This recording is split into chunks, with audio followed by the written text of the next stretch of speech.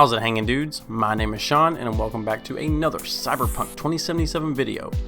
Today's video will be a little bit different. It will be dark, and we will be looking at and discussing mature and visceral parts of the 48 minutes work in progress gameplay reveal of Cyberpunk 2077. Viewer discretion is advised. Since the dawn of the genre, a dark dystopian world housing a technologically advanced city drenched in neon lights that is corrupt to the core has been the epitome of cyberpunk. While there has been varying degrees of differences between each work, but the looming skyscrapers looking down upon the oppressed population has almost always been a constant. Mike Pondsmith's creation, along with CD Projekt Red's advancement of Cyberpunk 2077's Night City, is no exception. While on the surface, the city seems like it works, it runs. People seem to have, advanced apartments, entertainment, and you can even see police doing work, or so at first glance, it gives the appearance of order and structure, right? Until you realize that the police have no power and act as a legal formality only. There is a paper-thin layer of normality draped over Night City. Let's unveil this city for what it really is. Today we will showcase 5 dark things about the dark future that will make you rethink the gravity of how oppressive and a corrupt society has affected the populace to the core. Before we start, I'd like to thank you all for, really honestly just taking the time out of your day to watch my content. And at the end of the video, if you think I deserved it, I would appreciate it if you left a like and subscribed and tell me, how I could do better in the next time. Those comments really do help, and I do reply and read every single one. I know it's a cliche YouTuber thing, but it really does help more than you know. So we will start from the least dark to the darkest, from lightest to dark. I mean, you know what I mean? Like, you know what I'm getting at? Anyways, let's get it, dudes. Number 5, street life poverty. Street life poverty is the lowest on the list simply because it is a usual trope of the genre. However, CD Projekt Red does a tremendous job of making the poorer areas less like slums and more like a futuristic version of a modern day overcrowded apartment complex. They have a very lived-in look. If you look closely though, there are parts that expose the dirty, gritty, and grimy truth of Night City's impoverished majority. So when you get into the gameplay, there's a few parts. But one of the most obvious is what it seems to be a homeless man on a couch surrounded by trash. Even driving up, you see another picking through a dumpster. Piles of trash can also be seen just before you enter the Maelstrom Gangers' hideout. And also a little less obvious thing is that the little girl V ushers back into an apartment or old lady at the start of the 48-minute gameplay. Just that little thing like that, she just seems like a poor person living in a small apartment. Which lets you know that there's a large contrast of so many more impoverished citizens to actually well-to-do citizens. Hell, even the Ripper Doc's place isn't tidy or kept. To call it a Ripper Doc clinic solidifies the dark contrast and just how different Night City is to our world. And for example, our free medical clinics, albeit not for the type of work a Ripper Doc does, but still the name clinic itself implies a certain sort of cleanliness, right?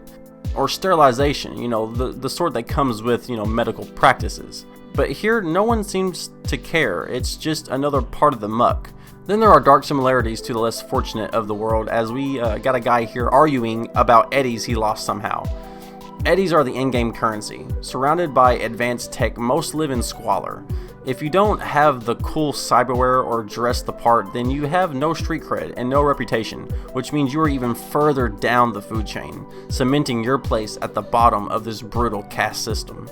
This civilian struggle is a token of the genre, but it is done so well, it had to make the list. Fair warning, it does get much darker from here. Number 4, surviving the CORPO life. So let's imagine you were born into or forced your way up into the upper echelons of the corporate society. You think life is good. You are wrong. You got to that top for a reason, likely for stabbing people in the back, or you was just given that spot because of who you know. Now you have to stay at the top, maintain your position, as people under you ruthlessly are looking for a promotion themselves and they start sharpening their own proverbial knives. Or sometimes quite literally. That's not all. The people above you also sharpen their knives. It's a dog-eat-dog world, and you're either the brutalist or you're entirely in an early grave, alright? You're fighting your way to the top as well as fighting people below you. Constantly. As well as you might think life is as a corpo.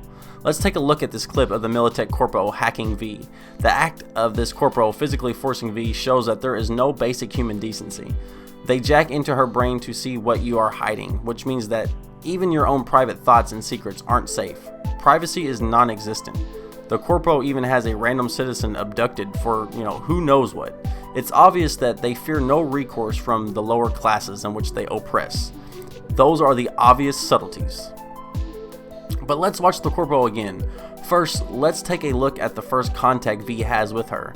100 times what I can take. Stout here. Hi, heard you were looking for some tech. Let's talk. Hey, everybody shut it! Where is it? Come on, spill! On the horn? No. Amateur hour, Jesus. First exit off Skyline going towards the NID. Storm channel under the overpass. Meet you there. See how nervous she is? She is obviously a little too impatient. It's apparent that her situation is dire and she is paranoid of the looming possibility of failure. Has she angered her superiors? Is someone creeping up on her place in Night City's hierarchy? The fact is, it doesn't matter. All that really does matter is she screwed up somewhere and the pressure is real.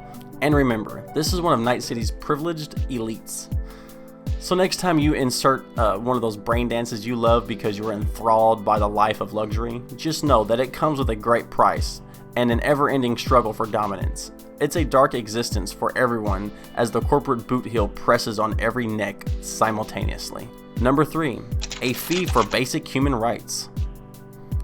In our modern day and time, you don't have insurance, no problem. You can still get the medical assistance you need to basically keep you alive, even if you have an outrageous bill later. They won't turn you away in most cases. In Night City, you pay the premium for a second chance at life. And if you don't, that second chance at life is super slim, if non-existent. And that's if the scavenging vultures haven't already picked your body clean. This is evident by how the trauma team interacts with V. Jackie and V have just put their life in danger for some modest sum of eddies just to save this high-profile client.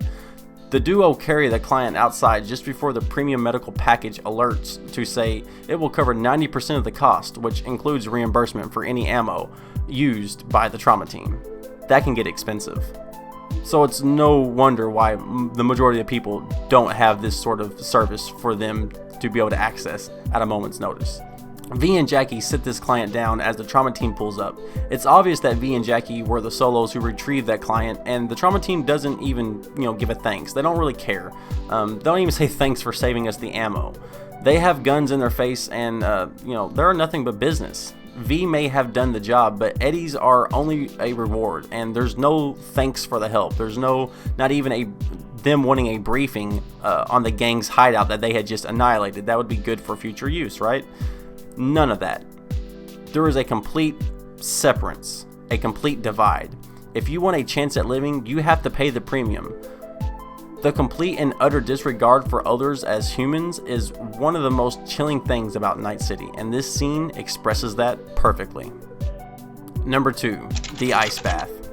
Early on within the same set of gameplay frames as the last one, we will find that V passes a body ransacked of her organs and cybernetic parts. These are to be sold on the black market. Because of the monopoly that corporations have on this tech, there is a huge demand for a cheaper alternative. The scavengers are here to meet that demand. They then come to a bathtub full of ice. 2 bodies are being kept cold for later harvesting. This is by far the darkest part of the gameplay. So remember that V is the protagonist. Being this is an RPG, you can roleplay as good or bad or somewhere in the middle. But really, there is a morality bar set. You can't be a perfect angel because the world doesn't allow for it. Even you, the playable protagonist, without a second thought, tosses the male body aside. She doesn't check if he's breathing or anything. She doesn't care. She ain't getting the eddies for saving him, so again, there is another complete disregard for basic human decency, and that's from the protagonist in which you play. It's almost commonplace, as if not even a second thought is given.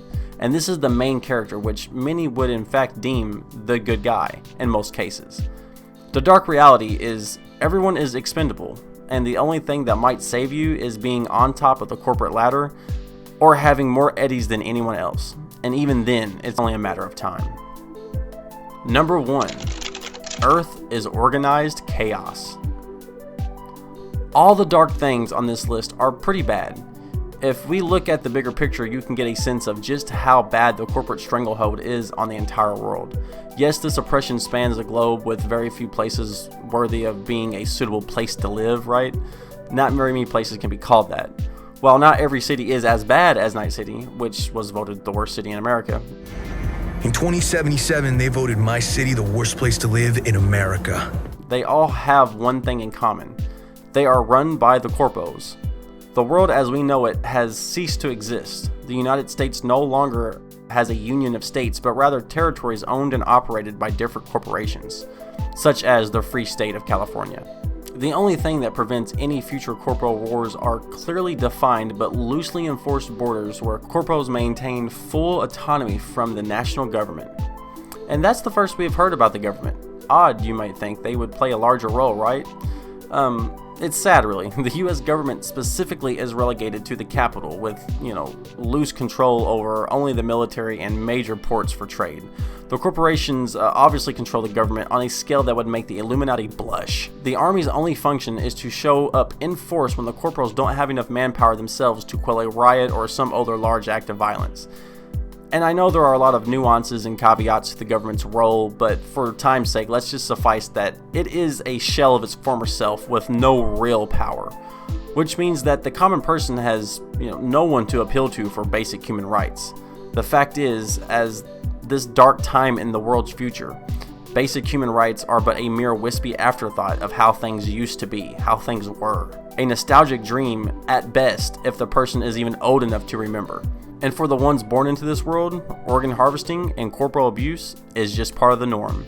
That is the darkest part. So guys, I hope you enjoyed. I would love to know what your list of the darkest aspects of Night City is. This game is going to be epic and I am super ready, guys. So if you go to the grocery store just to juggle fruit and not buy anything, make sure you like and subscribe. And until next time, piss off. 2 to the 1, from the 1 to the 3. I like good pussy and I like good trees. Smoke so much weed you wouldn't believe, and I get more ass than a toilet seat. 3 to the 1, from the 1 to the 3. I met a bad bitch last night in the D. Let me tell you how I made her leave with me. Conversation and Hennessy. I've been to the mother